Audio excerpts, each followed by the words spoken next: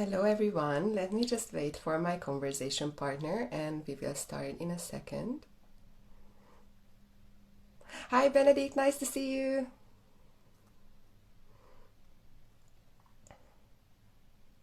Ciao. Just waiting for my first guest. There we go.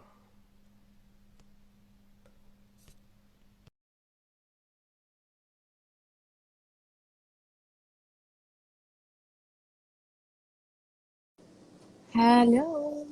Hi. Hi, I'm just trying to set this up. Just give me a minute. Of course, no problem. Then I give some introduction in the meanwhile. Sure, So, go ahead. hi everyone. I'm Júlia Dalmadi, and this is the first Food is a Conversation Alumni Edition.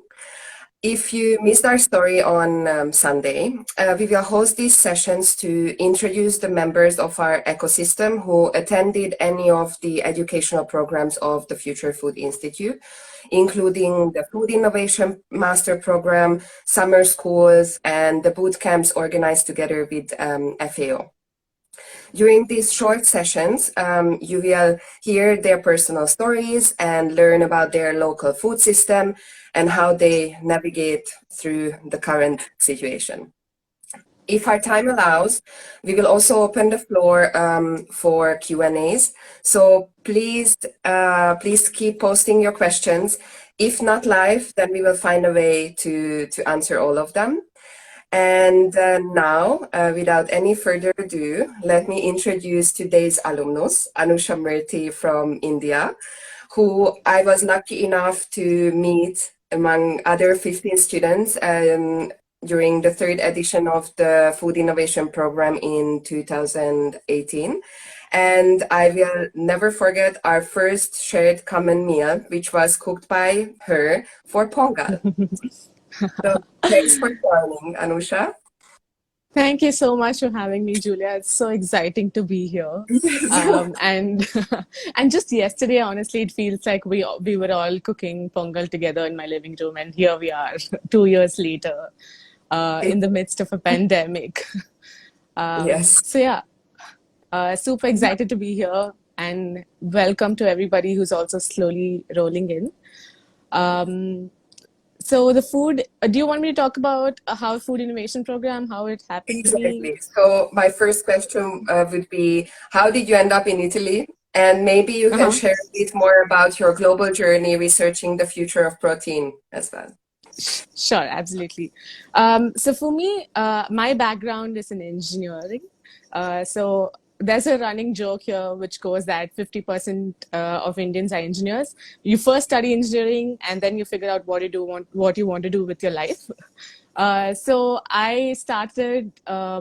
So after my engineering, I entered into the tech startup industry where I worked for about 3 to 4 years. I was working on different problems around fintech and gifting, etc. But then that's when I realized that I wanted to understand the discipline with much more, by going much more in depth into it. And that's when I came across food and the food system studies. And actually, very serendipitously, I came across the food innovation program. I think while I was like really searching for a course like this that would um, treat me from my background, like take my background of engineering, at the same time help me also think more in a global perspective of trying to use technology to plug some of the problems with the food system. And that's honestly how I came across the food innovation program.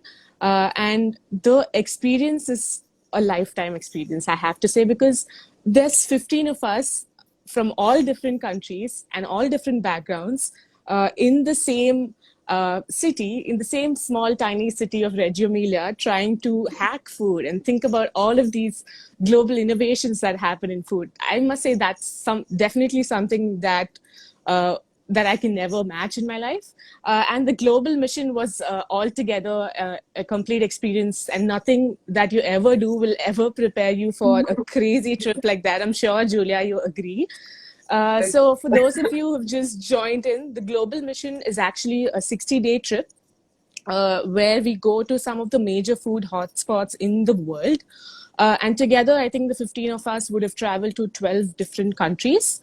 And so what we do is that essentially we study 4 different topics of research, and we come back together with all of these knowledge and insights, spend a lot of time together brainstorming, reflecting, and actually seeing how it collates to something. So we actually came back together and put this in the form of a book called Food Shapers. I'm sure you'd be able to see it from our website, from the Future Food Institute website, or Julia would drop a link to that here. So my personal, the topic that I focused on with two other of my knowledgeable classmates was the future of proteins. For me, coming from a country like India, where there's a myth that most of us are vegetarians, it was a very interesting topic to look into, because right now, a plant-forward diet or a plant-based diet is something that's more of our way of life.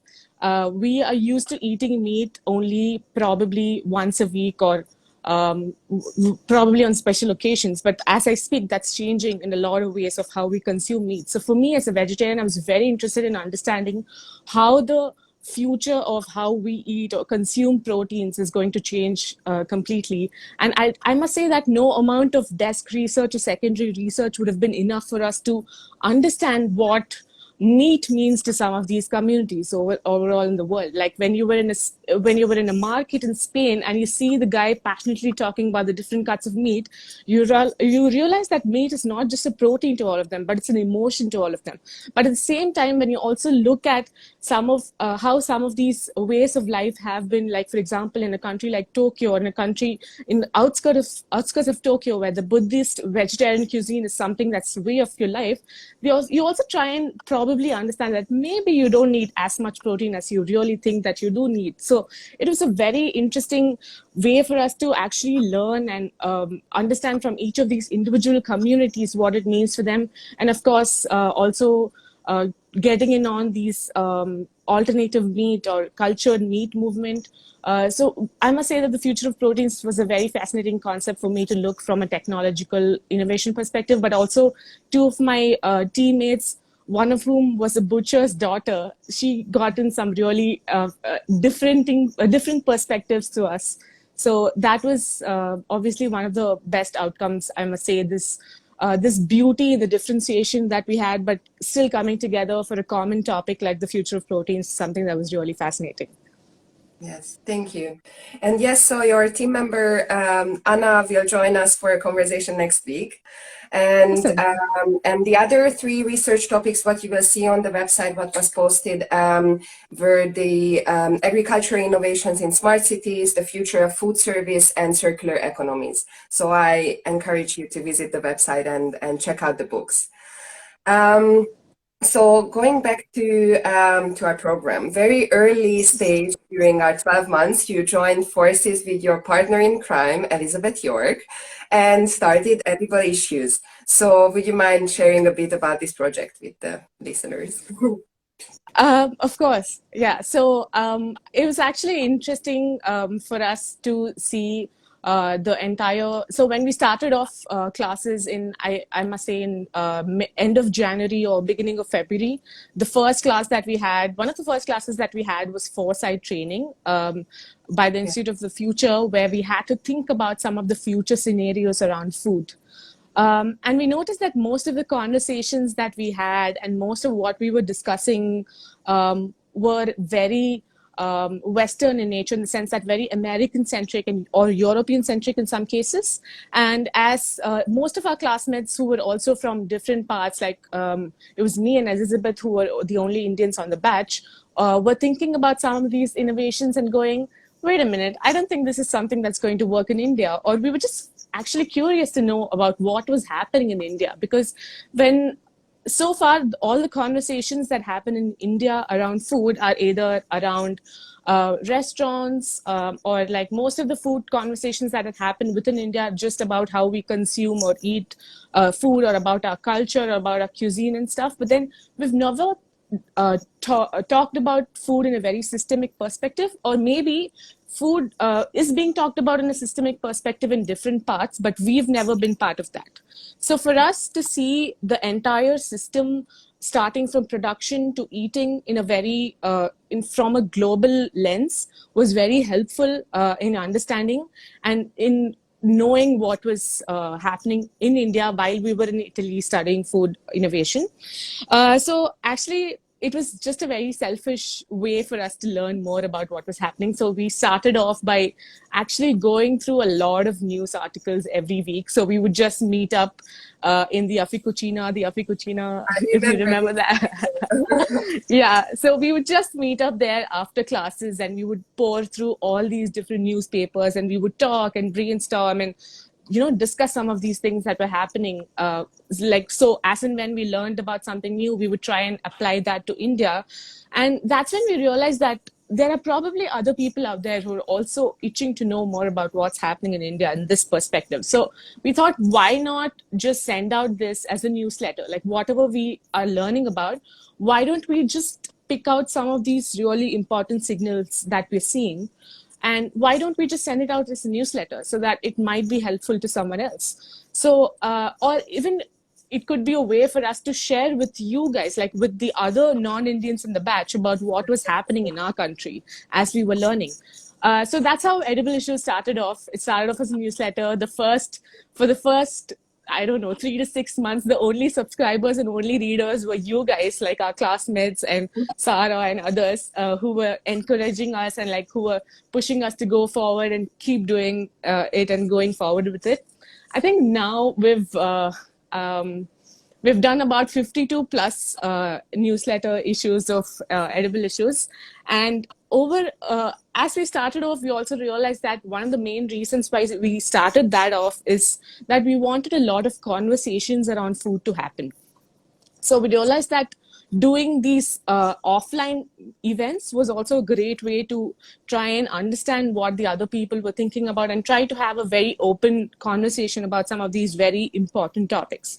And that's how we started doing a lot of these meetups. In fact, one of the first meetups was at the Bombay canteen while we were in the global mission, if you remember that, which was just like a great panel discussion about the future of food in India. We also had Sarah as one of our panelists, and apart from other people, I see Dennis here. She also shot a beautiful video of us. Thank you so much, Dennis. So yeah, that's how it started off, and that's how we're continuing to go. So the way we see Edible Issues is as food for thought, right? In the sense that not to be cheesy, but then there are so many things that happen with food. Like there's an array of forces that shape how we eat, starting from agriculture to human labor to sustainability to politics, culture, policy, business. I could just go on with all of these things. And especially in a country like India, where we are all so diverse and we're all so different, and where the cuisine changes every 20 kilometers, it's very important for us to also think about some of these things when we're talking. I know it sounds super complicated, but that's what we're trying to demystify with Edible Issues. And we're starting off with conversations. And so that's where we're at right now. We've done a lot of events, and we've also attended a couple of events and spoken at a couple of events and done some very interesting projects in sustainability as well. So yeah, that's where we're at with Edible. So among these projects, what you mentioned, one of them was recently on the iMyth Festival. You hosted a workshop about future food scenarios. So what was the outcome of this exercise? Oh, that was a very interesting exercise that we did. So iMyth is actually an arts festival, media arts festival, which talks about speculative futures.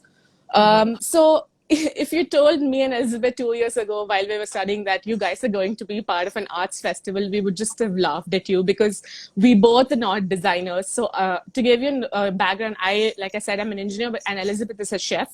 So we come together with two different perspectives, but neither of us are artists or designers. So what happened in this media arts festival is we had already collected so much of these signals that we'd been putting out on our Edible Issues newsletter. So we started off just by talking about how can we think about how do we see any scenarios forming from these different things that we've been collecting. So we just started off with like a regular brainstorming and then talking about some of these things. So at the IMIT festival, we actually presented 4 different scenarios about the future of food in India, which was way far into the future, which was some of them were ridiculous. But then the idea was to push people to think about food and future in those sort of senses. So let me just take you to probably one of the scenarios, which was not everyone. I'm just reading this out. So imagine this. Okay, you walk into an idli villas, a Sunday breakfast spot that has been your staple for us as long as you remember. So for all the non-Indians out here, Idli Villas is like a small breakfast joint that is probably common in most of the cities. It's affordable, it's cheap, and it's just home comfort food that you get there. So you walk into an Idli Villas, which has been your staple for as long as you remember, and you've watched the menu change from vegan coffee to keto vadas, and now the most common item you get are pills. So what are these pills? So what we thought is that we've been seeing food being synthesized in terms of, say, Soylent and all of that. But we're also thinking about all of these innovations in agriculture, like CRISPR and gene editing technology that can help you a lot with uh, changing food or even making you believe into eating food that's not one way.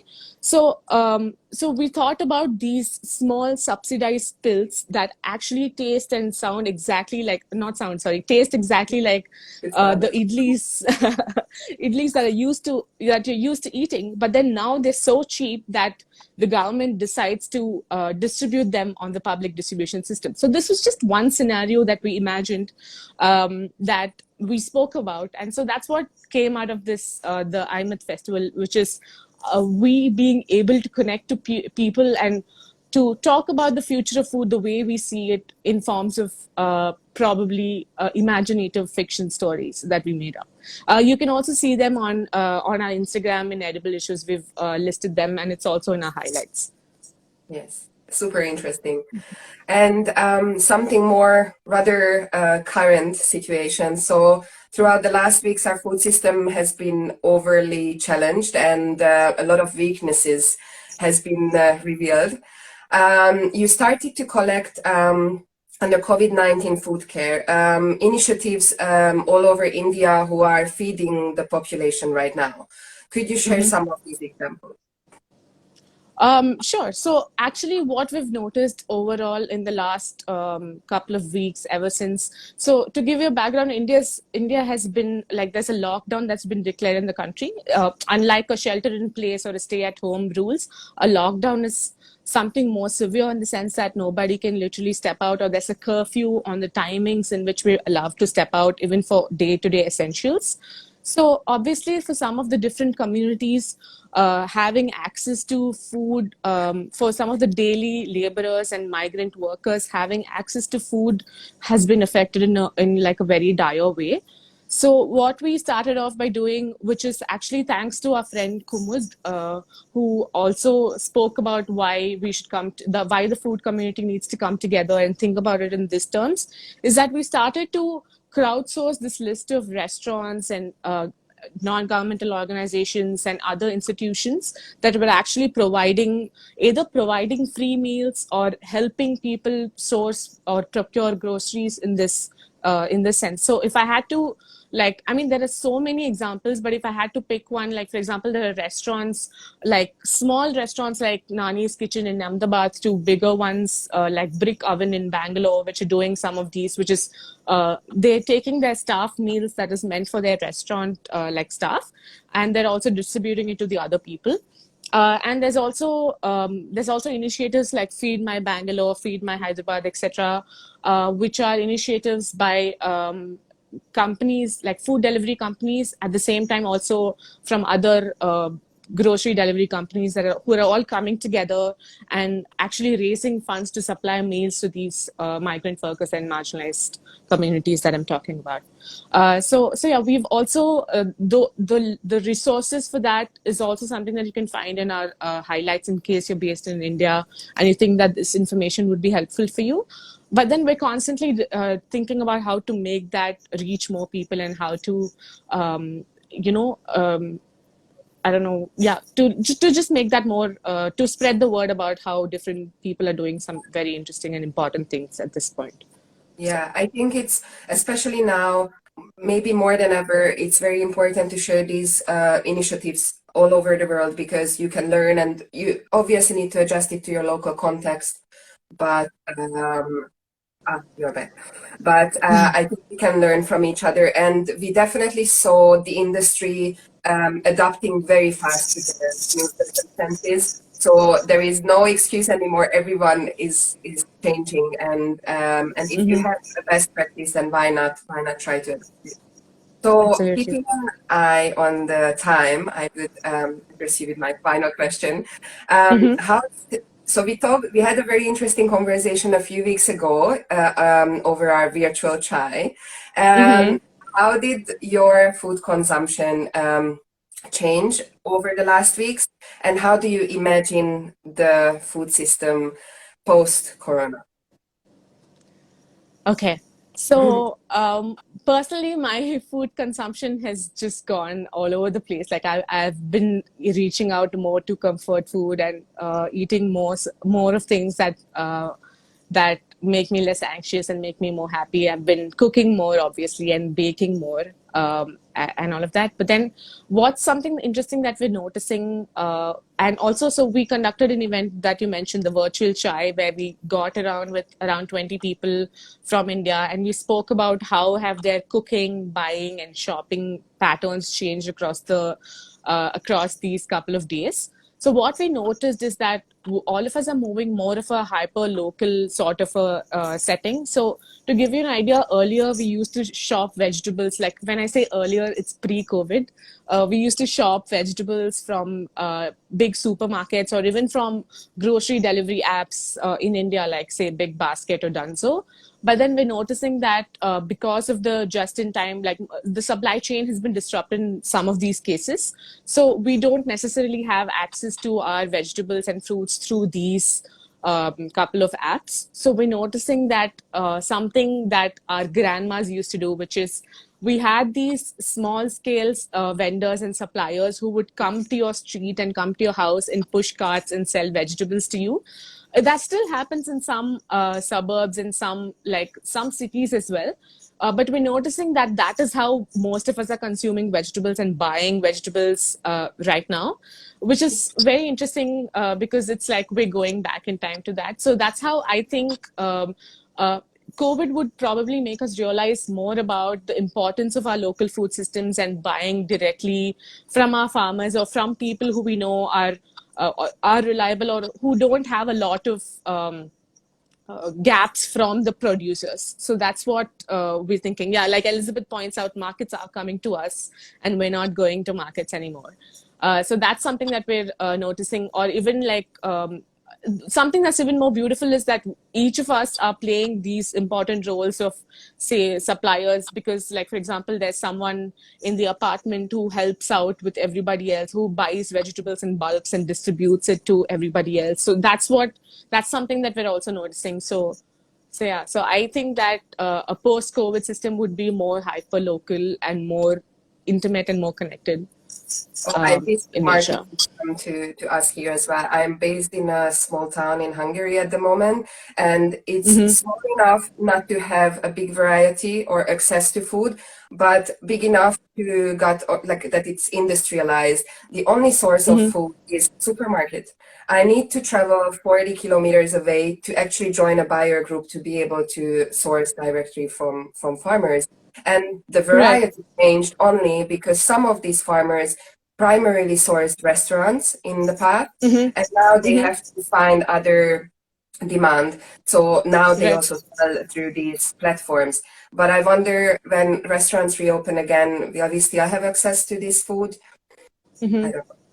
So Yeah, yeah, how do you see that's this interesting. changing? Yeah, we're also noticing more farms directly supplying to producers now, as opposed to before, which is also a very interesting thing. So, like what you mentioned, yeah, exactly. Yeah. So how do you see the future? What is your utopistic future of food system?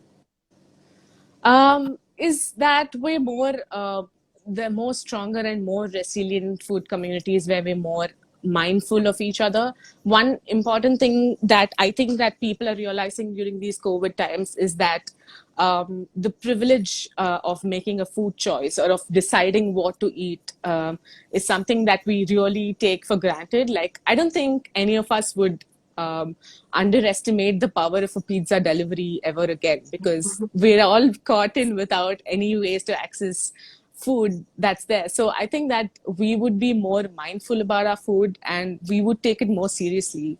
And we would realize the privilege of our food choices and make things that are more respectful for our planets and our community. So that's what I dream of, us coming out together stronger from COVID and thinking Yeah, about this. that's great. Thank you.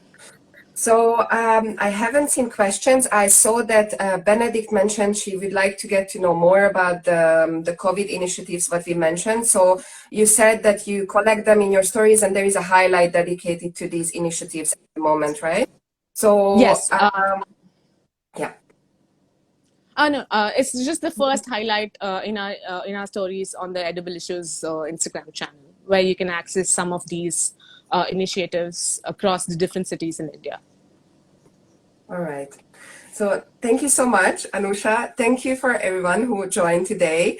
This was our first Food is a Conversation Alumni Edition, and I encourage you to join the next ones. We will have by twice a week sessions, one on Tuesday afternoons, evenings, so 6:30 p.m. Central European time, and the other ones on Thursday this time, so 8:30 a.m. Central European time.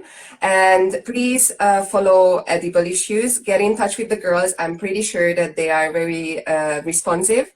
And stay tuned about the next alumni joining us. And stay home. Have a wonderful day.